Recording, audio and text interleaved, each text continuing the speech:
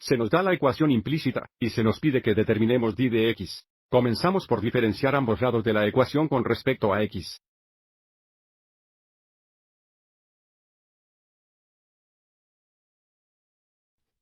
Observe a la izquierda, como tenemos y veces el seno de sí, tendremos que aplicar la regla del producto y la regla de la cadena.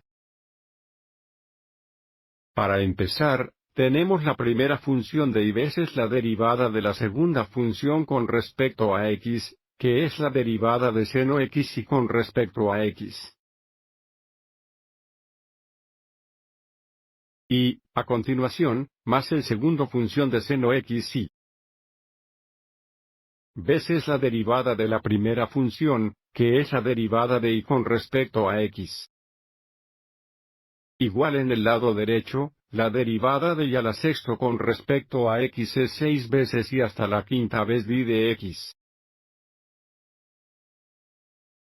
Tenga en cuenta que tenemos un factor adicional de d de x porque estamos diferenciando un término y con respecto a x, lo que significa que diferenciamos con respecto a, y luego tener un factor extra de d de x debido a la regla de la cadena, y luego menos la derivada de 5 con respecto a x, que es 0. Y ahora volvamos a la izquierda y determinemos los derivados. Tenemos y veces la derivada de seno x y con respecto a x. Observe cómo tendremos para aplicar la regla de la cadena al diferenciar seno x y, donde la función interna a la que solemos referirnos como un mes y. Y cuando lo encontremos, tendremos que aplicar la regla del producto. Así que la derivada del seno u con respecto a x es igual al coseno u por u', que en nuestro caso es coseno de sí, y luego multiplicado por la derivada de x y con respecto a x, lo que nuevamente requiere la regla del producto.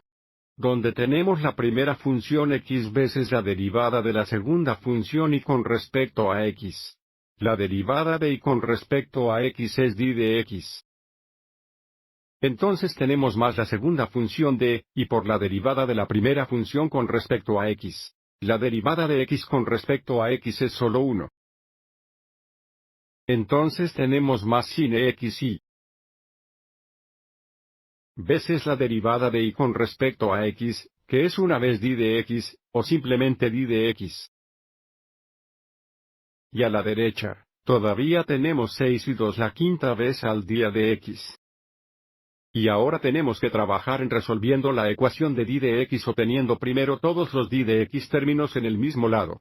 Sin embargo, antes de hacer esto, sigamos adelante y distribuyamos aquí a la izquierda para eliminar los paréntesis. Así que aquí tenemos y veces coseno x y veces x d de x, lo que nos da x y coseno x y d de x. Y luego tenemos y coseno x y por y, lo que nos da más y al cuadrado por el coseno de x y. Times cosine of xy.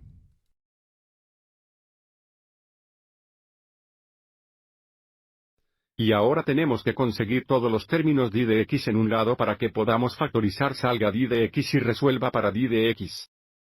Observe que en este momento tenemos términos de 1, 2, 3 días. Dos de ellos ya están a la izquierda, así que restemos 6 y al quinto día de x a ambos lados de la ecuación, lo que a la izquierda dará nosotros x y coseno x y d de x. Y dy dx. Más seno x y d de x. Y luego menos 6 y hasta el quinto día de x.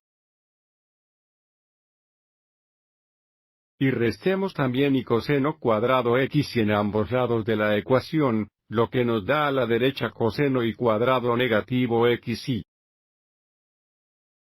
El siguiente paso es factorizar out de x a la izquierda, lo que nos da d de x times la cantidad x y coseno x y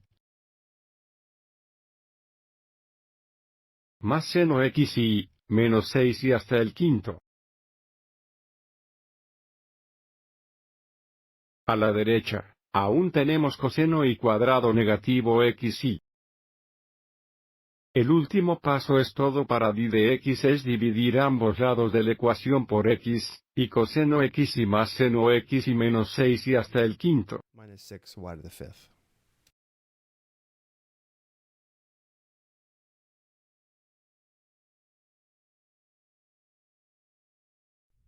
Simplificando a la izquierda, esto el cociente es igual a 1. Ahora tenemos y de x igual equals coseno cuadrado y negativo xy dividido por la cantidad x y coseno xy más seno xy menos 6 y hasta el quinto. minus 6y to the fifth.